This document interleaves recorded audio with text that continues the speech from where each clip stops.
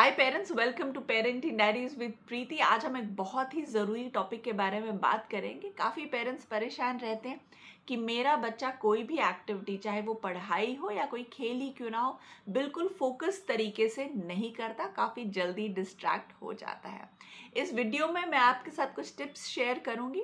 पूरा video and तक देखिएगा और देखिएगा कि कौन सी ऐसी चीज़ें हैं जो आज की डेट में आप अपने स्केड्यूल में इनकॉर्पोरेट नहीं कर रहे। हाय पेरेंट्स, मैं हूँ प्रीति Vaishnavi, a certified parenting coach and an early childhood educator.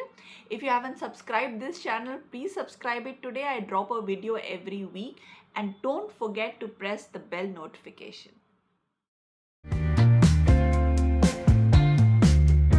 तो सबसे पहली चीज़ जो फोकस और कंसंट्रेशन के लिए हम देखेंगे वो है बच्चे का sleep pattern. Is your child getting sleep of good 9 to 12 hours? Sleep बच्चे की फोकस और कंसंट्रेशन के लिए बहुत ज़रूरी है और आजकल देखा गया है कि काफ़ी बच्चों का स्केड्यूल इस तरह से चल रहा है कि उनकी स्लीप कॉम्प्रोमाइज़ हो रही है। टीनेज ईयर्स आते आते बच्चों की जो बायोलॉजिकल स्लीप साइकिल है वो चेंज होती है ऑन अ नेचुरल लेवल। तो अगर ऐसा कुछ हो रहा है, परेशान होने की ज़रूरत नहीं। आज तक बच्चा जल्दी सोता था, जल्दी उठता था, पर अब टीनेज ईयर्स में हो सकता है वो देर तक जग रहे हैं और देर तक उठ रहे हैं। तो ये चेंजेस बच्चे की बॉडी में आते हैं। एज अ पेरेंट हमें ये देखना ज़रूरी है कि अगर बच्चा लेट तक जग रहा है तो कर क्या रहा है, क्या किसी प्रोडक्टिव चीज़ में इन्वॉल्व है, किताबें पढ़ रहा है, पढ़ाई कर रहा है या स्क्रीन कर रहा है। तो अगर स्क्रीन कर रहा है तो कहीं पे हमें कोई स्टेप लेना बहुत ज़रूरी है, क्योंकि दूसरी चीज़ जो बच्चे की फोकस और कंसंट्रेशन के लिए बहुत ज़रूरी है वो है स्क्रीन टाइम। स्क्रीन टाइम को बिल्कुल लिमिट करके रखना है। प्रिस्क्राइब्ड लिमिट है 1 घंटा पूरे 24 घंटे में। और स्क्रीन टाइम का बच्चे की फोकस और कंसंट्रेशन पे बहुत ज़्यादा अफेक्ट होता है, क्योंकि जब बच्चा स्क्रीन देखता है, कोई एजिटेटेड कंटेंट स्क्रीन पे देखता है, तो उनकी ब्रेन में कुछ वेव्स जनरेट होते हैं। एजिटेटेड वेव्स होते हैं जो बच्चे को कामिंग एक्टिविटी करने नहीं देते। और पढ़ाई जो है एक कामिंग एक्टिविटी है, चाहे वो राइटिंग हो, रीडिंग हो। बच्चे का ब्रेन एक शांत स्थिति में होना चाहिए।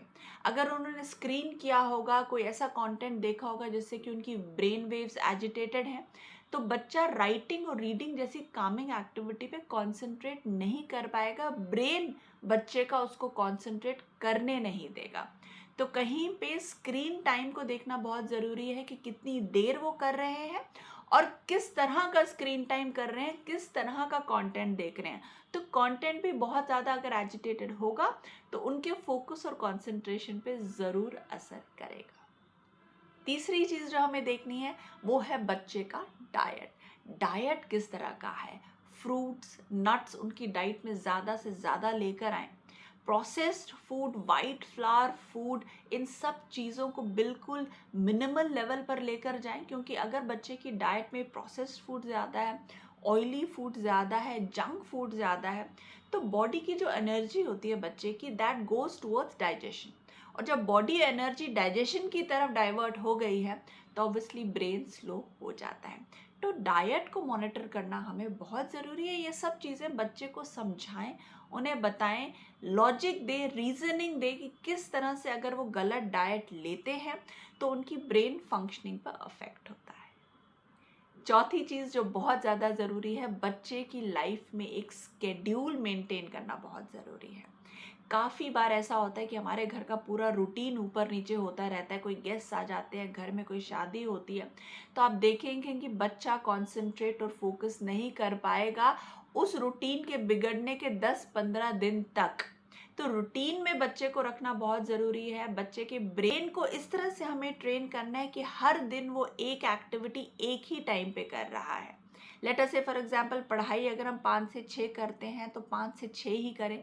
कभी 5 से 6 पढ़ाई कर रहे हैं, कभी 2 से 3 कर रहे हैं, कभी मॉर्निंग में कर रहे हैं, कभी रात में कर रहे हैं, नहीं। अगर पढ़ाई का टाइम 5 से 6 या 5 से 7 है तो रोज़ उसी टाइम पे करें। पार्क अगर फिजिकल एक्टिविटी के लिए जाना है तो रोज़ एक ही टाइम पे जाएं। स्लीप का भी एक ही टाइम मेंटेन करें। तो इस तरह से बच्चे की जो बॉडी है वो थ्राइव करती है, अच्छी तरह से डेवलप होती है, अच्छी तरह से फंक्शन करती है और ब्रेन अच्छी तरह से फोकस और कंसंट्रेट करता है। एक और चीज़ जो बच्चे की फोकस और कंसंट्रेशन के लिए बहुत ज़रूरी है वो है बच्चे की फिजिकल एक्टिविटी। कई बार बच्चे का स्केड्यूल ऐसा बन जाता है कि वो स्कूल जाते हैं, वापस आते हैं, सोते हैं, फिर एक ट्यूशन, दूसरी ट्यूशन, फिर शाम को एक्टिविटी क्लास। बच्चे को फिजिकल एक्टिविटी के लिए बिल्कुल टाइम नहीं मिलता।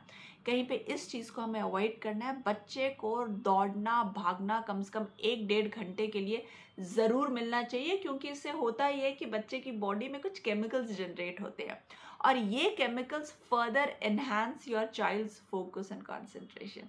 तो मिनिमल 1 घंटे का फिजिकल प्ले बच्चे की लाइफ में, एक स्कूल गोइंग किड की लाइफ में ज़रूर होना चाहिए। Last but not the least, किस एनवायरनमेंट में बच्चा पढ़ रहा है उस पर नज़र ज़रूर रखिए। कई बार ऐसा होता है कि हम अपनी कन्वीनियंस के लिए बच्चे को लिविंग रूम में आकर बिठा देते हैं कि भाई अब तो यहाँ बैठ, मैं घर का काम भी कर लूँ और तू पढ़ाई भी कर। कहीं पे ये चीज़ इनकरेज नहीं करिए, क्योंकि 15 मिनट की पढ़ाई को पूरा 1 घंटा लग जाता है। कभी मेड आ रही है, कभी फ़ोन आ रहा है, कभी बेल बज रही है। तो इस तरह के एनवायरनमेंट में बच्चे को पढ़ने के लिए मत बोलें। कोई एक सेपरेट सा रूम बनाइए, डिस्ट्रैक्शन फ्री एनवायरनमेंट होना चाहिए वहाँ पे, जहाँ पे बच्चे को आदत पड़े बिल्कुल फोकस्ड और कॉन्सेंट्रेट तरीके से पढ़ने की। I hope you found these tips useful. I am sure इसमें से काफ़ी कुछ आप अपने रूटीन में इनकॉर्पोरेट कर भी रहे होंगे, पर जो भी चीज़ें नहीं कर रहे हैं उनको अपने रूटीन में लेकर आइए and you will definitely see an improvement in your child's focus and concentration. I hope you found this video useful. Do share it with your other friends who have school going kids. Do press the bell notification. I drop a video almost every week. Till then, see you, cheers, goodbye, and take care.